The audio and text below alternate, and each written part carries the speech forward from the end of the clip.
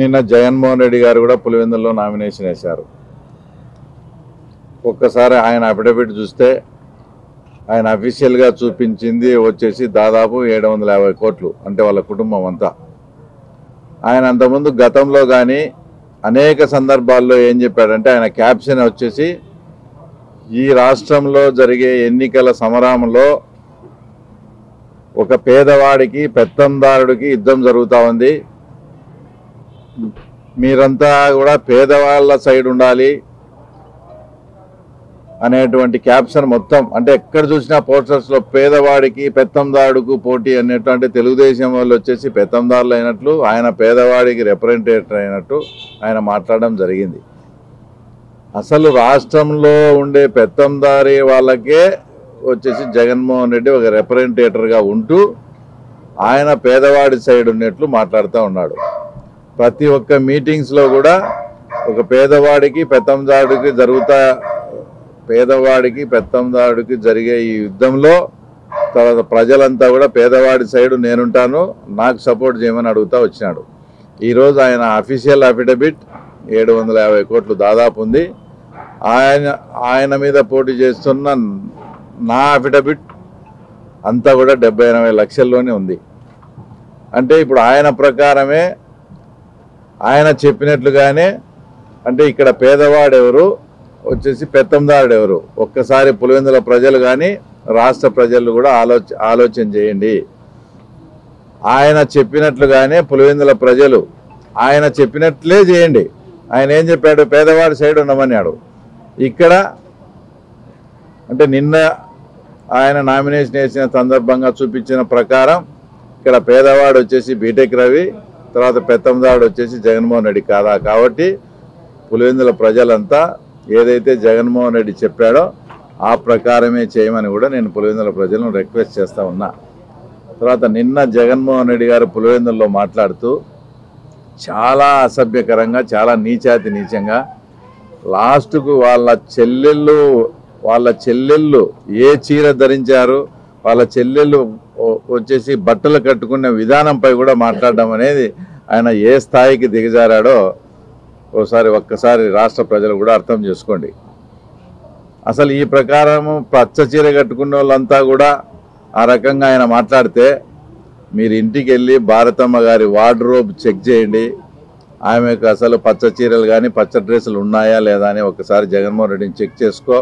అనేక సందర్భాల్లో కూడా భారతమ్మ గారు పచ్చ డ్రెస్ వేసుకొని తర్వాత ఉన్న ఫోటోలు కూడా ఉన్నాయి.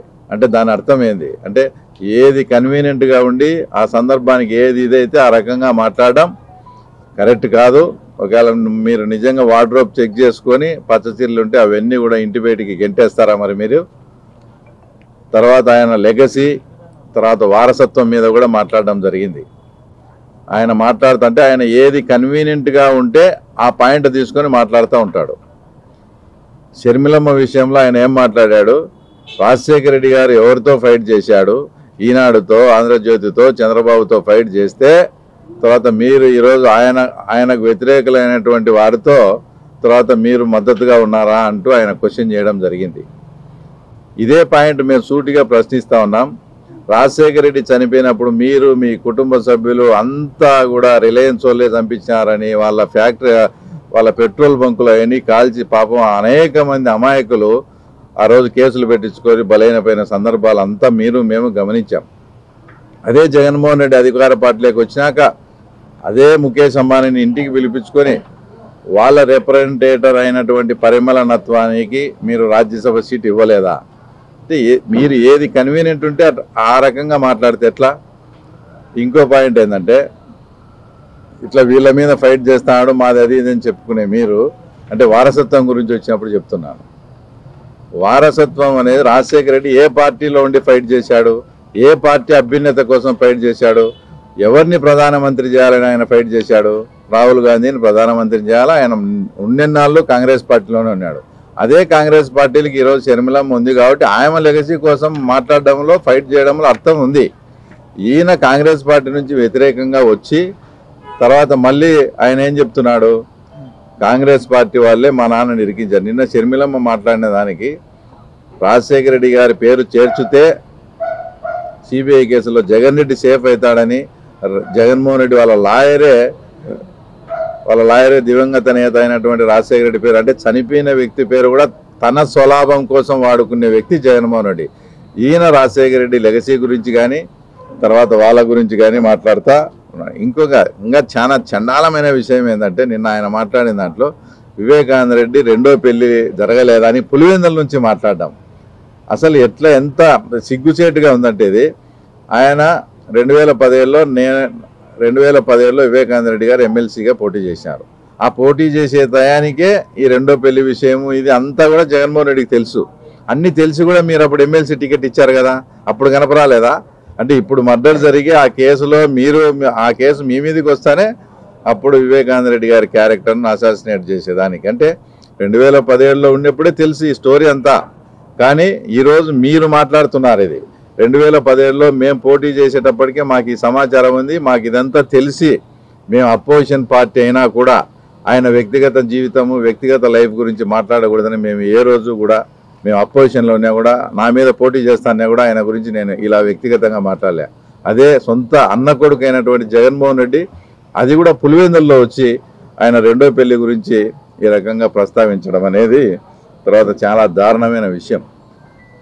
ఇంకోటి ఏంటంటే, పులివెందులకు వచ్చినప్పుడు కూడా 2 రోజుల ముందు ప్లాస్టర్ లేదు, 2 రోజులకు వచ్చిన తర్వాత మళ్ళీ ప్లాస్టర్ పెట్టుకోవచ్చాడు. అంటే అసలు పులివెందుల ప్రజల పట్ల ఆయనకి అంత అమాయకులు అనుకున్నాడా, లేక అంత వెర్రోళ్ళు అనుకున్నారా, లేక పులివెందుల్లో కూడా ప్లాస్టర్ వేసుకొని ఆ సానుభూతి సంపాదించుకొని పులివెందులో కూడా సానుభూతి ఓట్ల కోసం ఆయన ప్రయత్నం చేస్తూ ఉన్నాడంటే ఇంతకన్నా దారుణమైన విషయం. తర్వాత ఇంకోటి లేదు. నిన్న మీటింగ్ కూడా మేము నామినేషన్ వేసే కార్యక్రమానికి మీటింగ్ వచ్చినప్పుడు స్వచ్ఛందంగా సోషల్ మీడియాలో పిలిపిస్తే వేలాది మందిగా తరలివచ్చారు. నిన్న జగన్మోహన్ రెడ్డి నామినేషన్కు పులివెందుల్లోనే డబ్బులు తర్వాత మద్యం సరఫరా చేసుకొని మనుషులను పిలిపించుకునే స్థాయికి వచ్చేసి ఈరోజు జగన్మోహన్ రెడ్డి దిగజారినారు. వైఎస్ఆర్ పార్టీ స్పష్టంగా మాకు కనపడతా ఉంది. కాబట్టి పులివెందుల ప్రజలు ఈసారి జగన్మోహన్ రెడ్డి అహంకారానికి, పులివెందుల ప్రజల పట్ల జగన్మోహన్ రెడ్డి చూపించిన నిర్లక్ష్య వైఖరికి రాబోయే ఎలక్షన్స్లో ఖచ్చితంగా బుద్ధి చెప్పాలని ఆ సమయం కోసం ఎదురు చూస్తూ ఉన్నారు. తప్పకుండా ఈరోజు ఈ అహంకారానికి, నిర్లక్ష్య వైఖరికి తప్పకుండా బుద్ధి చెప్తారు. ఆయన చిన్నపిల్లోడు అని, ఆయన దృష్టిలో చిన్నపిల్లోడు, దానికి సునీతమ్మ కూడా చిన్నపిల్లోడు అయితే బడికి పంపారని, సోషల్ మీడియాలో చిన్నపిల్లోడు అయితే లాలీపాప్ తీపిమని అవన్నీ మాట్లాడినారు సోషల్ మీడియాలో. కానీ ఆయన ఒక ముఖ్యమంత్రి స్థానంలో ఉన్నాడు. ముఖ్యమంత్రి స్థానంలో ఉన్నప్పుడు నువ్వు పార్టీ పెట్టుకునేప్పుడు ఆయన మీద ఆరోపణలు వచ్చినప్పుడు నైతిక బాధ్యత వహించి నువ్వు టికెట్ మామూలుగా అయితే ఇవ్వకూడదు. అయితే ఆయనకు టికెట్ ఇవ్వకుంటే వివేకానంద రెడ్డిది అదంతా చేసింది మేమే అని అనుకుంటారనో, ఆయన ఏ కారణం చేతనో టికెట్ ఇచ్చుకున్నాడు, అంతవరకు ఓకే. ఒక సిబిఐ భారతదేశంలోనే అత్యున్నతమైన దర్యాప్తు సంస్థ సిబిఐ వాళ్ళు అతన్ని అక్యూజ్డ్గా చేర్చి ఇతని పాత్రే ఉంది, ఇతనికి ఆ టయానికి అన్నీ కూడా ఫోన్ కాల్స్ పోవడము, ఎవరైతే A1గా ఉన్నాడో గంగిరెడ్డి కాల్ నుంచి ఇతనికి రావడము, ఈ రకమైన ఫోన్ కాల్ డేటా కూడా తీసినా కూడా ఇంత స్పష్టంగా భారతదేశంలో ఉండే అత్యున్నతమైన దర్యాప్తు సంస్థ చెప్పినప్పటికీ కూడా అతన్ని పక్కన పెట్టుకొని ఇతను చిన్నపిల్లాడు, ఇతనికి సంబంధం లేదని జగన్మోహన్ రెడ్డి ఏ రకంగా సర్టిఫికెట్ ఇస్తాడు? అది ఒక ముఖ్యమంత్రిగా ఆయనకు అవగాహన లేక వచ్చేసి చాలా చీప్గా అది వెనకేసుకొచ్చేదానికి మాట్లాడుతున్నాడు. కానీ అది చాలా చాలా ఘోరమైన అతను చేసిన తప్పది.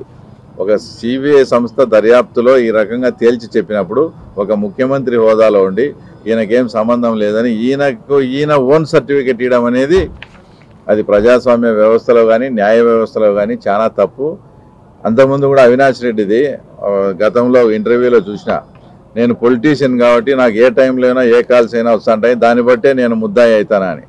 మీరు పొలిటీషియన్ కావచ్చు, ఏ టైంలో అయినా వస్తాయి కావచ్చు, మీకు కాల్స్ రావచ్చు, కానీ ఆ రోజు కాల్ డేటా గూగుల్ టేక్అవుట్లో మీరు చేసిన కాల్స్ ఉన్నాయి. అది అవినాష్ రెడ్డి గుర్తించకపోవడం ఆ చిన్న పాయింట్. ఎక్కడైనా నువ్వు ప్రజాస్వామ్యంలో ఎంపీగా ఉన్నప్పుడు నీ కాల్స్ వచ్చాయనేది అది ఓకే, ఎవరైనా దాన్ని కాదనిలేము. కానీ ఆ రోజు ఫోన్ కాల్ డేటాలో 12:30 తర్వాత 5 గంటల మధ్యలో అవినాష్ రెడ్డి దాని నుంచి కాల్స్ పోయిన సందర్భాలు ఉన్నాయి. అదంతా కాల్ డేటా కూడా తీసినారు. కాబట్టి ఇవన్నీ వాళ్ళు ఎంత బొంకినా కూడా జగన్మోహన్ రెడ్డి ఇంకా విధి లేని పరిస్థితుల్లో అతనే దానికంతా కర్త కర్మ క్రియ కాబట్టి అతను వెనుకేసుకొస్తాడు. అతను ఆ రకంగా చిన్నపిల్లాడని అమాయకుడని సర్టిఫై చేస్తున్నాడు. అది వాస్తవంగా ఆయన అలా మాట్లాడకూడదు. అది న్యాయ వ్యవస్థకే పెద్ద మచ్చ.